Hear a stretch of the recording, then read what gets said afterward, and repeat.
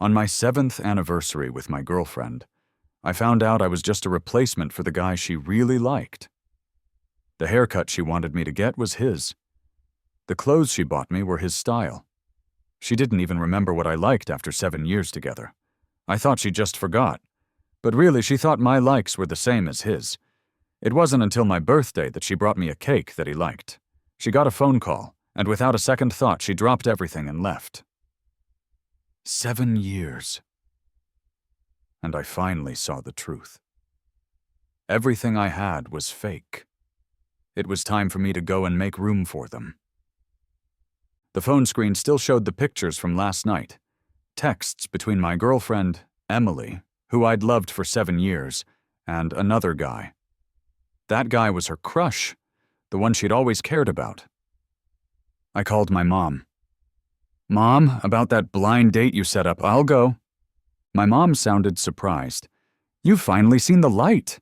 But why the sudden change? You used to say you only wanted to marry Emily. What happened?" Thinking about my bold words, I just felt stupid. Seeing I was quiet, my mom changed the subject. "That girl's going back to her country soon, in about 2 weeks. I'll set up a meeting for you two then."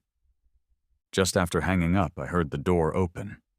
Emily walked in, smiling, carrying the cold air from outside and holding a birthday cake box.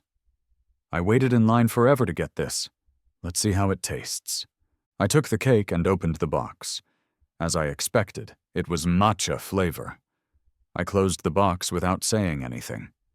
Emily sat next to me and put her arm around mine. "What's wrong? Who made our Mark unhappy?" I looked down, trying to hide the tears in my eyes. 7 years. I had told Emily so many times that I didn't like matcha, that I didn't eat it. What I liked was vanilla cake. But she never remembered. She always bought me matcha. I used to think she just had a bad memory, or maybe matcha was the only flavor left. Until 3 days ago. Emily went to shower, leaving her phone out. A Twitter notification popped up. How could there be such a great invention as matcha cake? Matcha is so delicious. The account belonged to someone Emily followed. For some reason, my heart started racing, like something I hadn't noticed was about to be revealed. I searched for the account Ethan on my phone and scrolled through his Twitter, going back years. He was a positive, charming guy who loved life. Good-looking and well-traveled, he was full of charm. He was abroad, but would be coming back soon. His real name was Ethan. Ethan, Mark. How could their names be so alike? I scrolled through Emily's Twitter, and suddenly everything made sense. Emily didn't like sweet things, especially not milk tea. It didn't fit her at all. Then I understood. Ethan liked matcha. That's when I finally understood why. Even though we'd only met once before, Emily had chased after me so hard. Why, for 7 years, she had spoiled me and always called me Mark. Why she kept buying me matcha desserts, even after I'd told her countless times I didn't like them. She had never been calling me Mark. She'd always been calling out to Ethan. Emily didn't notice I was different, still trying to comfort me like always. If you're feeling tired, something sweet might make you feel better. This matcha cake from this shop is really good. Try it. My chest felt like it was being crushed. I shouted, "I said I hate matcha!" Emily froze, surprised by my sudden anger. Just then, the phone rang. Emily answered, and her face lit up. "Really? That's great. I'll be right there." When she hung up, her hands were still shaking a little. She hurried off without saying anything. Looking at the empty living room, I whispered, "But today is my birthday." I had a strange feeling. I opened Ethan's Twitter. He had just posted an airport photo. The caption, "Finally back home." So today was the day Ethan was coming back. And I, as the stand-in, was about to disappear. I spent the whole night packing and sorting my things. Clothes, books, and all the stuff I'd collected over the years. I used to think this was our home, a place we both put so much effort into decorating. But now these things, along with me, needed to leave, to make space for the real owner. The next morning, Emily came back home, soaked from the rain. She looked at me, avoiding my eyes for a second, and gave a nervous smile. "Why are you up so early? Why didn't you sleep more?" "The air is good in the morning." She nodded. "Okay, I'm going to take a shower first." "Emily," I stopped her. What is it, Mark?" I said calmly. "You came back really late last night." "Oh, I was working overtime. The client suddenly gave us new tasks, and I was up all night. When people lie, they often talk too much, afraid you might not believe them, so they add more details." She usually wasn't this talkative. Most of the time she was brief, even when comforting me. "I just wanted to ask," I said. "You were wearing a jacket when you left last night. Where's the jacket?"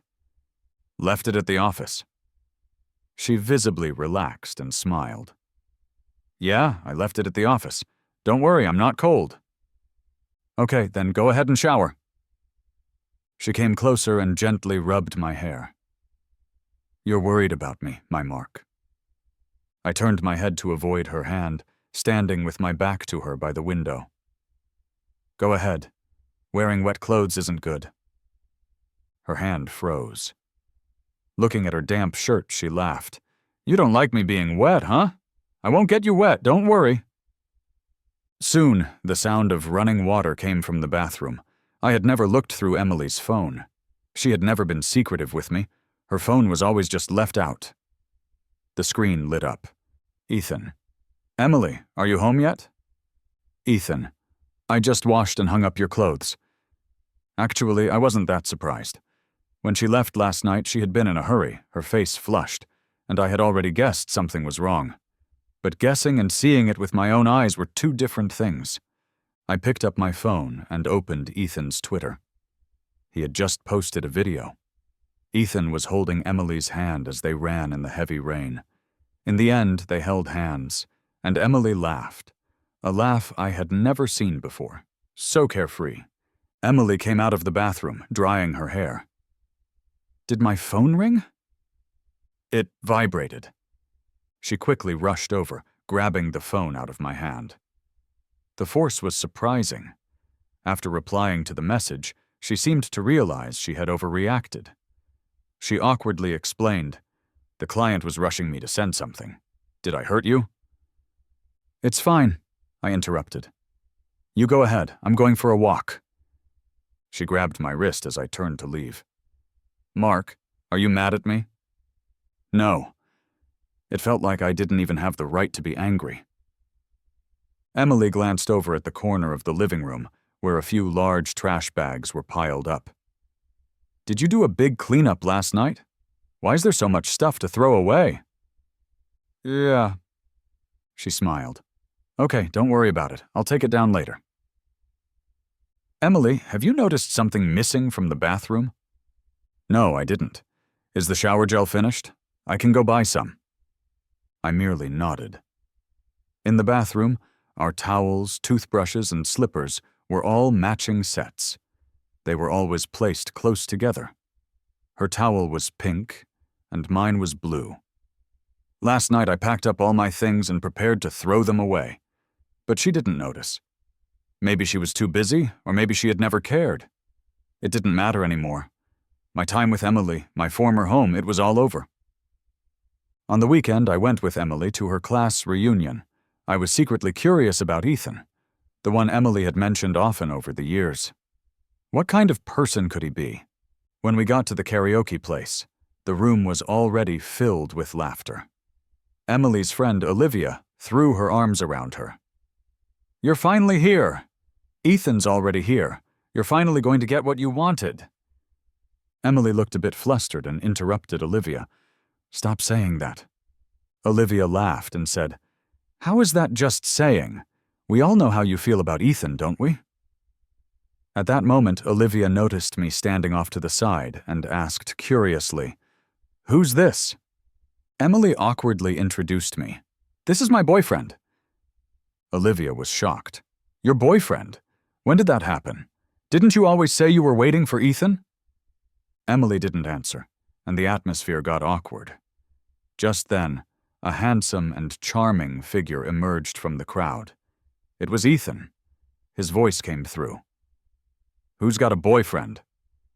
Olivia quickly waved him over. "Come over here. Emily says she's got a boyfriend. I don't believe it."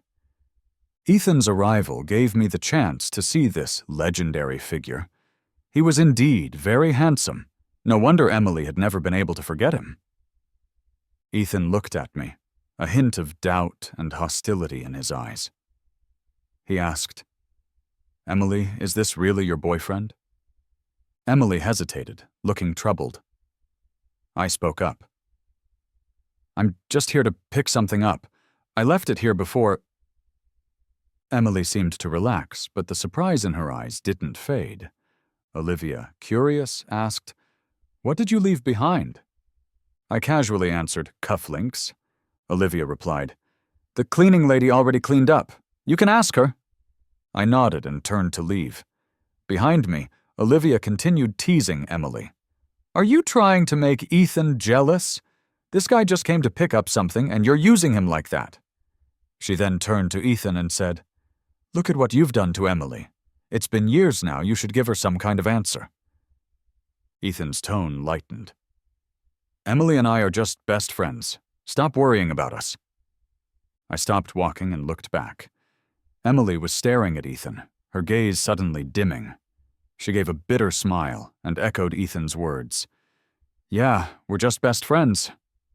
When Emily came home, I was watching the evening news. She smiled, though the smile seemed forced. "When did you start caring about current events? I remember you never used to be interested in these things." I gave a faint smile and replied, "Maybe it's because there are too many fake things in life, and I wanted to find some sense of reality in the news." Emily's eyes flickered, as if she understood something. She sighed softly and spoke slowly. "Mark, you might be misunderstanding something. My relationship with Ethan is purely friendship. Olivia tends to speak without thinking, so don't take her words too seriously." "Oh, I see," I responded calmly. "Yes, that's exactly it," she emphasized again. I turned to look at her, my eyes carrying a trace of curiosity. "Do you really think that men and women can have purely platonic friendships?" Emily froze. Then her expression grew more complex. "I believe it's possible." I noticed her thoughts seemed to wander, probably thinking of Ethan.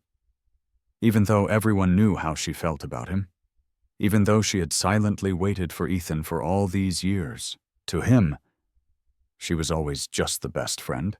He enjoyed Emily's care, but had never given her a clear response. And how should I define Ethan's feelings for Emily?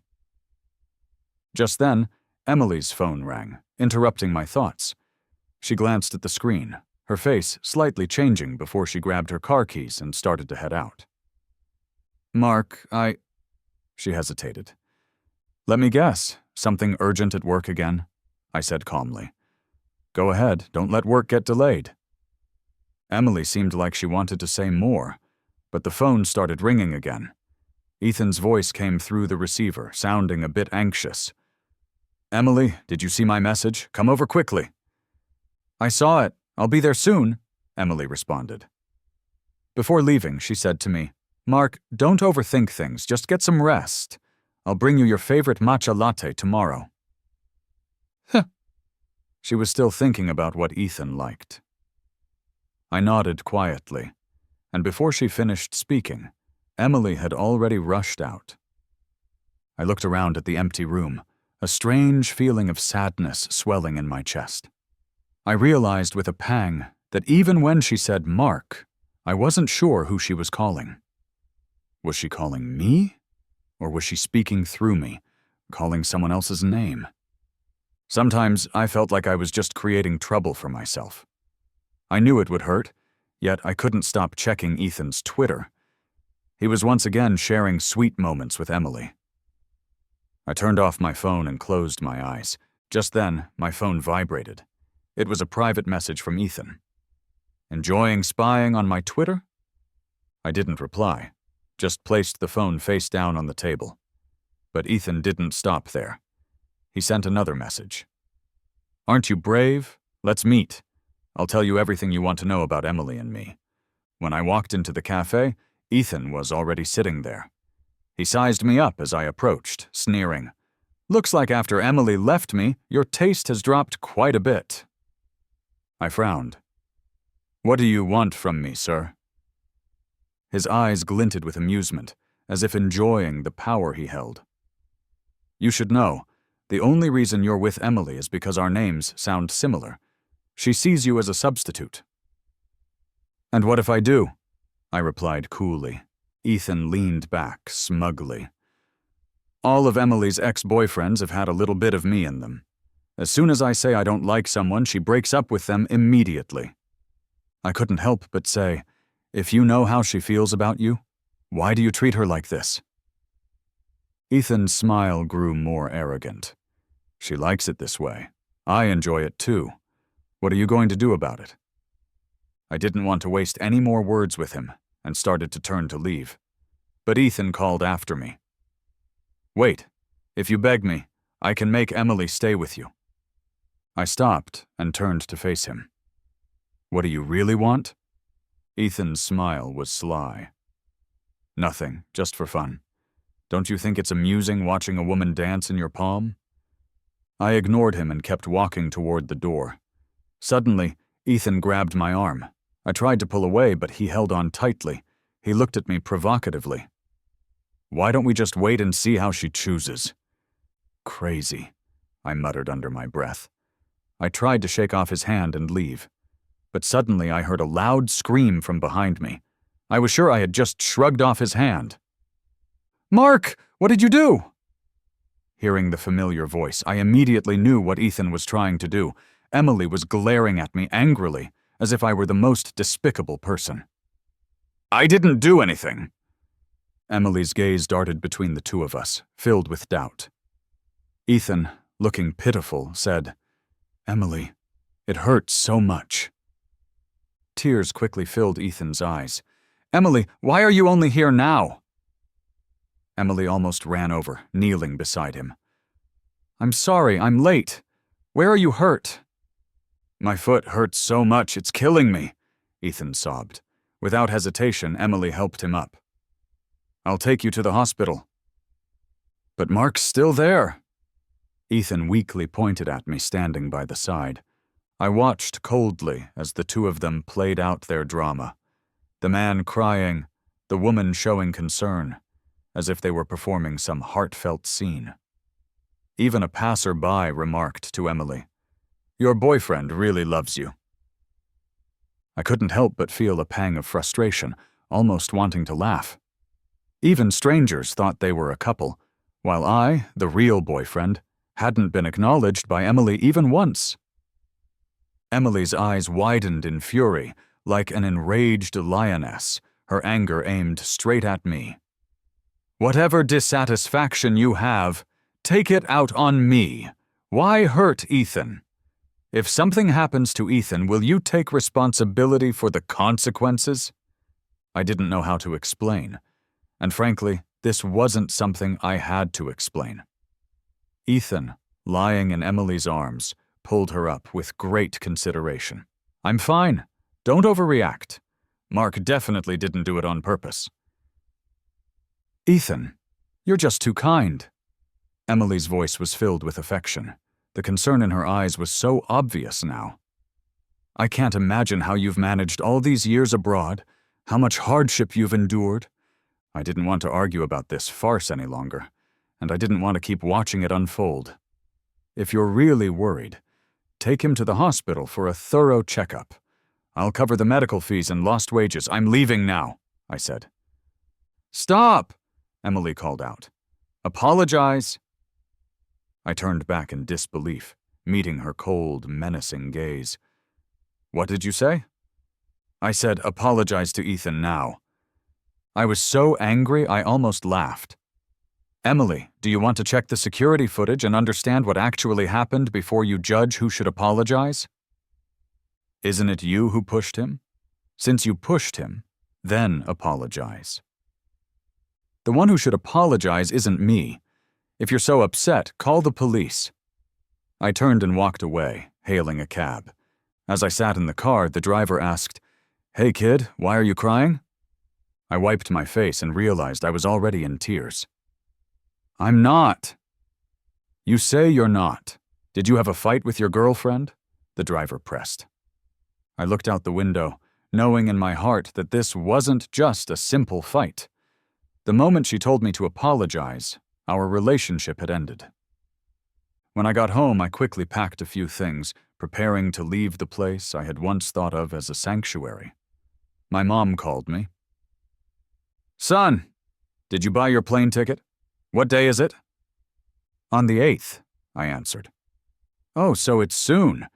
Let me know when you've got your ticket. I'll pick you up from the airport." "It's fine, Mom. I can manage."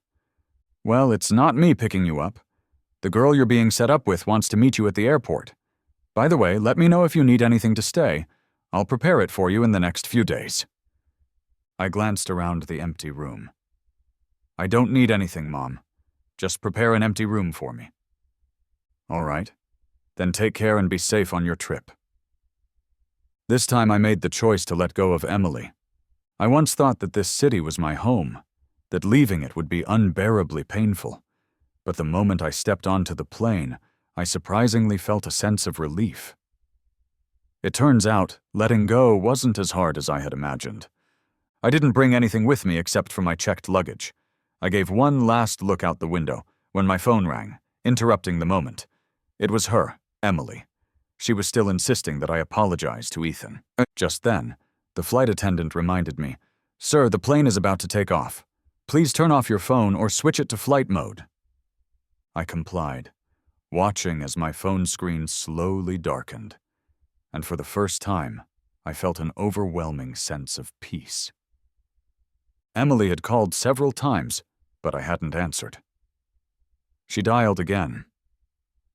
"The number you have dialed is not in service," the automated voice said. She hung up in frustration, her expression displeased. Ethan, sitting across from her, lifted his foot and lightly nudged her calf, scolding, "I was talking to you just now. You didn't hear me, did you?" "Sorry," Emily rubbed her forehead, explaining.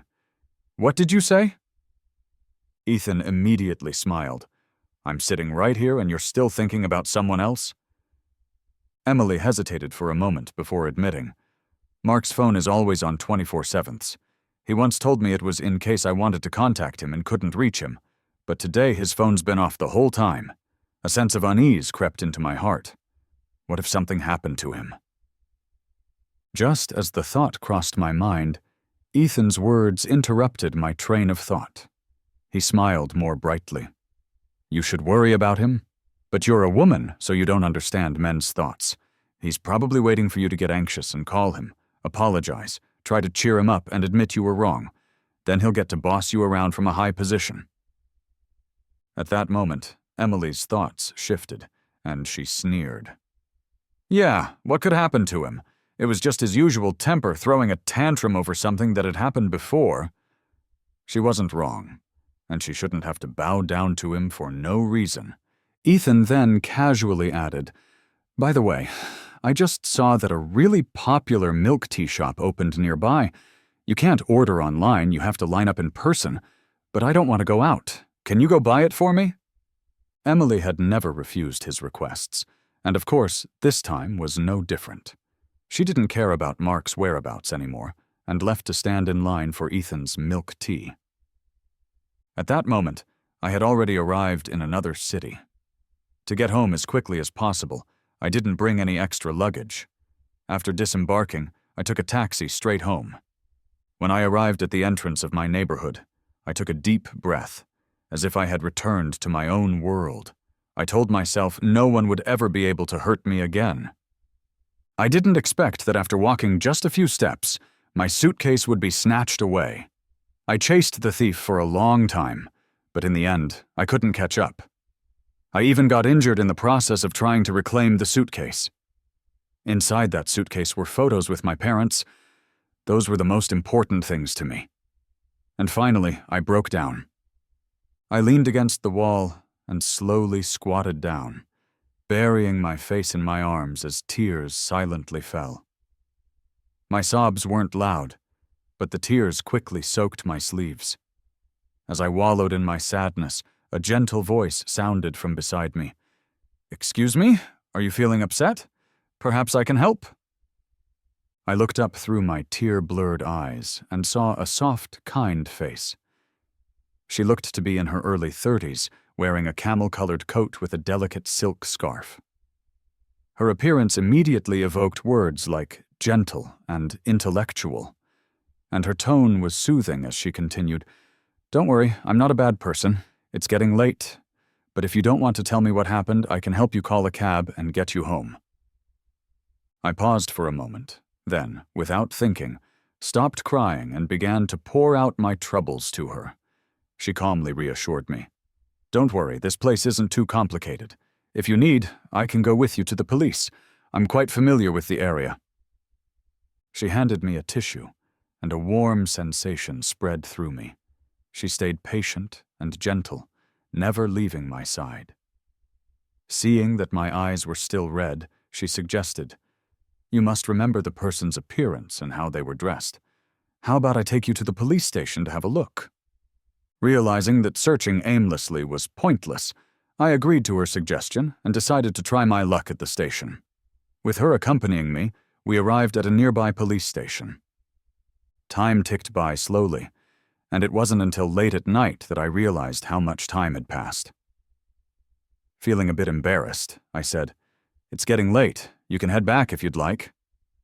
She shook her head and continued to stay with me. After working for the entire night, we finally found my suitcase. I took the recovered item, overwhelmed with emotion and almost on the verge of tears. I thanked them profusely. "I really can't thank you enough." "Take a look first. I'll handle the paperwork," Sarah said softly. When I had calmed down and was ready to take care of the procedures, I realized she had already completed them and was back by my side. We walked out of the station together, standing under the soft glow of the streetlights. I said gratefully, "Thank you for staying with me. Could I get your name and number?" As soon as I said it, I realized my request might have been too forward, so I quickly added, "I just want to properly thank you after I've settled down." It was late at night, and I had nothing to give her in return. Sarah smiled lightly, took a business card from her suit pocket, and handed it to me. "It was nothing, don't worry about it. But if you want to contact me, my details are on the card. Feel free to reach out if you ever need anything." In this era of WeChat and QR codes, business cards had become a rarity. I took the gold-embossed card with both hands, silently repeating her name, Sarah. What surprised me even more was the title on her card, Senior Lawyer. I had always assumed that lawyers were aggressive and decisive, but Sarah's gentle demeanor had completely shattered my expectations. Before long, the clock ticked past midnight. At this hour, it was difficult to find a taxi, and Sarah suggested, "Since we've exchanged names, we're no longer strangers. I'll give you a ride home." Her every word and action felt as refreshing as a spring breeze, and I readily accepted her offer. She asked me to wait on the curb for a moment while she went to get her car. We talked about various topics, some scattered, but the atmosphere was pleasant and easy. Before long, we arrived at my neighborhood. I noticed that Sarah seemed quite familiar with the area, as she drove directly through a side entrance close to the residential buildings. I was curious, but didn't ask any questions. However, just as we were about to part ways, a familiar voice called out to us. "Miss Lawyer, Mark, how come you two are coming back together?" It was my mother, whom I hadn't seen in a while. I hadn't expected to run into her downstairs with Sarah. I was confused. "Mom, do you know her?" My mother nodded. "Of course I do. Miss Lawyer was the one who helped me win my divorce case. Without her, I might have only gotten custody of the kids and had to give up some of my assets. Now I've managed to keep most of the property, all thanks to her." After explaining how she knew Sarah, My mom sighed and added, "Actually, I was planning to introduce you to a while ago, but back then, you only had eyes for Emily." I awkwardly looked away. That was indeed true. Back then, I was consumed by Emily, and I never considered anyone else. Now, looking back, maybe the world had been trying to stop me from making a wrong decision. Sarah smiled and casually said, "I was also busy with cases at the time and didn't have the time for personal matters. Besides, if we had met then, it might have been a bit awkward." She skillfully diffused the awkwardness and explained how we had met.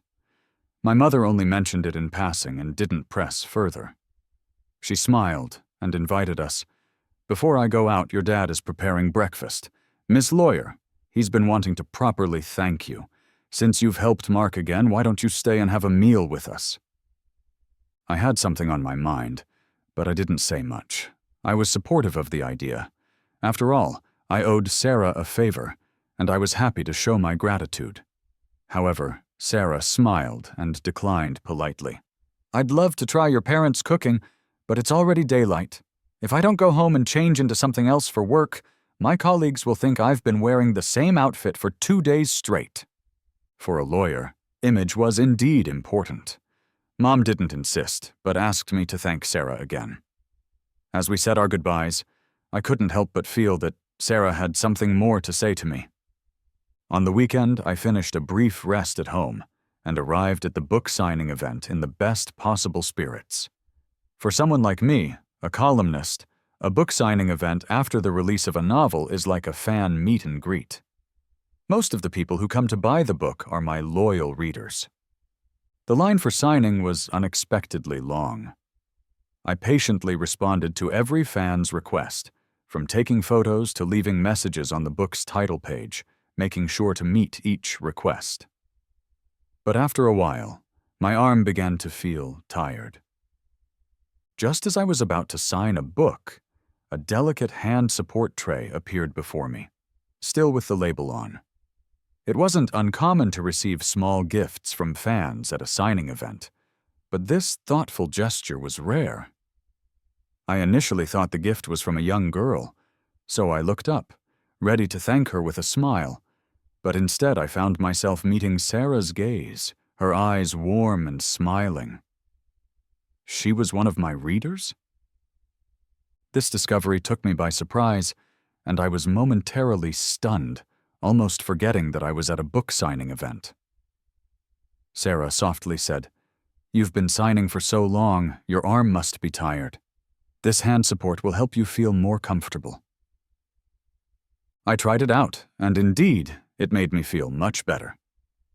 Gratefully, I said, "Thank you. Would you like me to write something for you?" "Just write that this book is for me," Sarah replied, then added, "I originally only wanted to give you the hand support, but since everyone is in line, I decided to follow the customs." Her decision to wait in line helped avoid any possible controversy, but it also unexpectedly became the focus of attention. Fans began to wonder about our relationship, and Sarah cleverly stood up to explain. She had brought warm milk tea as a thank you gift for the other fans, smoothly resolving any speculation about our connection. I understood her intentions when she passed me a look, and although this wasn't my arrangement, I couldn't deny it publicly. I had to go along with the flattering narrative. As the fans received their milk tea, they started teasing, guessing if we were the prototypes of the male and female leads in the book, and some even asked if we were about to get married. I smiled and clarified, "I'm single right now, and the story in the book is in the past." Over time, Sarah and I became closer.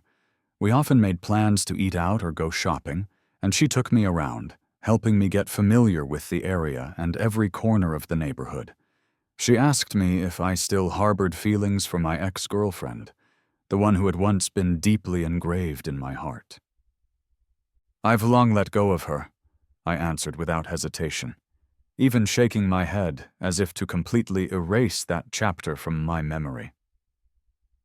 The moment I decided to leave, I had already let it all go. Sarah seemed to breathe a sigh of relief upon hearing this. So, have you thought it through? Would you consider giving me a chance? I looked at her and smiled slightly. Actually, I agreed to have dinner with you because I wanted to see. Maybe we could be really happy together.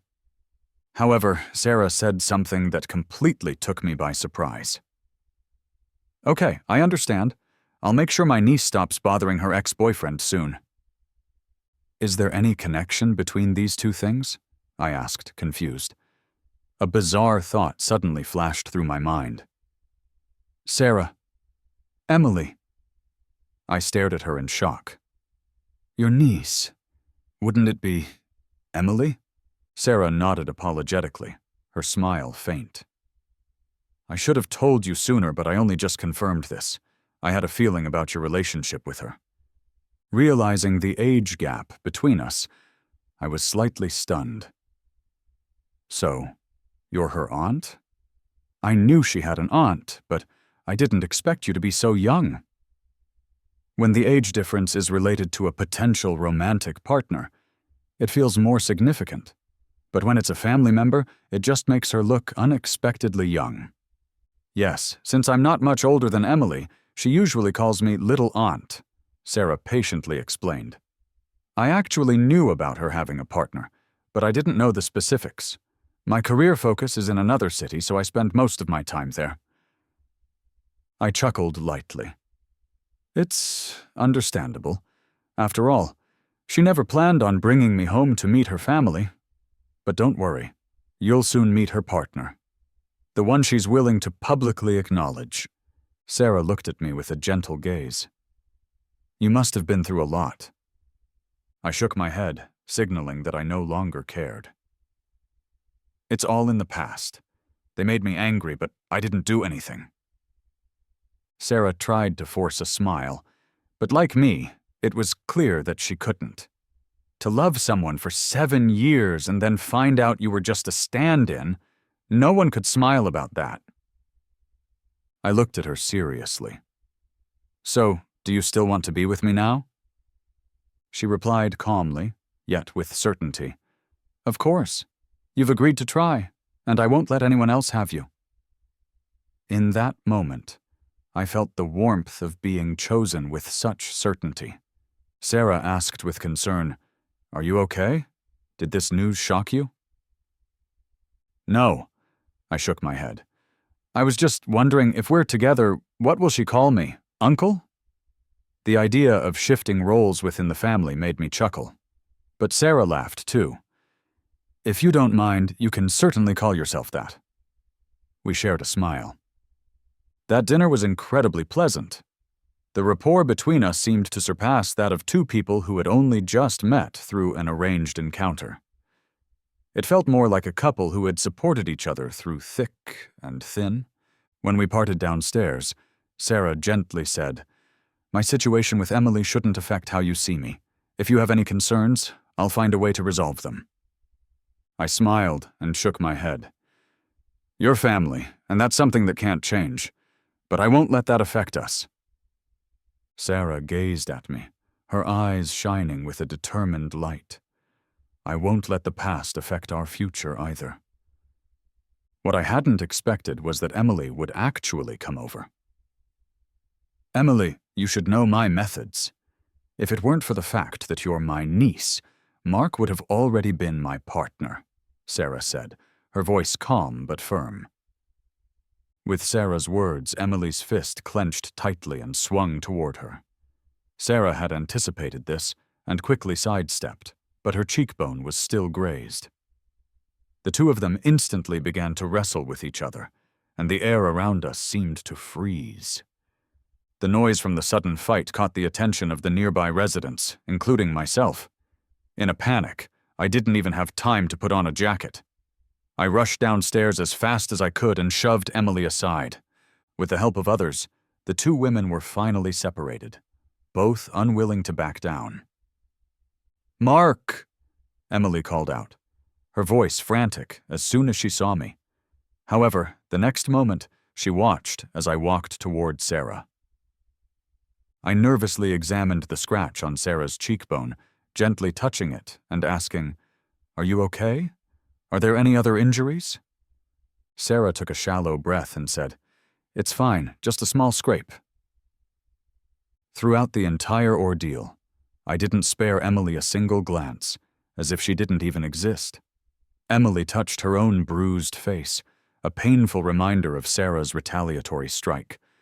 And the pain was sharp, piercing. The situation was completely different from what she had imagined. In the past, whenever I was around, my gaze would always fall on her first, no matter where I was. But now, my attention was on someone else. Emily couldn't accept this reality. She took a step toward me, wanting to tell me that she had realized her mistake. But at that moment, Sarah stepped in front of me. I stood still, watching Emily. Emily's heart trembled, and in a low, pleading voice, she said, "I'm sorry. I know I was wrong. I came to bring you back to our home." This was the first time since we had been together that she admitted she had made a mistake, but it no longer mattered to me. I shook my head, firmly replying, "But we're already over." With that, I helped Sarah, and we went back to our home. Once inside, I immediately grabbed the first aid kit, using tweezers to hold a cotton ball soaked in saline solution, and carefully cleaned Sarah's wound. Our eyes met, and the space between us seemed to shrink. I could clearly hear her breath and heartbeat. In that charged atmosphere, Sarah gazed at me with deep affection. My ears turned slightly red, and I felt a little embarrassed. Sarah, influenced by the mood, suddenly opened up to me. "You might not believe it, but I've liked you for a long time. It's just that Emily confessed first, and you were so in love with her at that time. If your happiness was with her, I would have kept my feelings hidden for a lifetime. But now that you've chosen me, I won't let go." 3 months later, Emily received an invitation to my wedding with her little aunt. It was an exquisitely designed card, and the inside displayed a photo of Sarah and me, our faces full of smiles and radiating happiness. She walked into a bar alone, wanting to drown her sorrows in alcohol. But the alcohol didn't numb her pain. Instead, it made her memories clearer than ever. Friends gathered around her, offering words of consolation. "You've been broken up for a long time. It's time to move on. Your ex is getting married, and life has to go on." "Yeah, that's fate," another friend agreed. "It might be awkward when you meet again, but life always moves forward. If you keep sinking into this, it's your body that will suffer." Each word felt like a sharp needle piercing Emily's heart. She opened a bottle of hard liquor and drank it straight. Eventually, her rationality was overtaken by drunkenness, and she collapsed on the table. Seeing this, her friends had no choice but to rent a room for me at the hotel upstairs. After 2 days of deep sleep, she woke up on the eve of the wedding. Emily didn't dare waste any more time. She immediately packed her things and flew to the city where the wedding was. But when she arrived, the wedding was already nearing its end. In the center of the banquet hall, she saw me exchanging rings with Sarah, sharing a passionate kiss, a moment filled with joy. And Emily quietly sat to the side, her eyes filled with mixed emotions. During the toasts, I wore a custom-made suit and raised my glass with Sarah, offering drinks to the guests. When I reached Emily, she lightly raised her glass. "I wish you both happiness." I smiled and replied, "Thank you for coming." She forced a smile. "I wish you happiness, too." Afterward, we both turned and continued to offer drinks to the other guests. Sarah stayed by my side the entire time, carefully helping me avoid alcohol, and we both enjoyed the happiness of the moment. After the wedding, we began to plan our honeymoon. Sarah gently asked, "Where do you want to go? My wedding leave is long, so I can go anywhere with you." "How about traveling around the world?" I joked. "Sounds great," she replied cheerfully. "Let's go."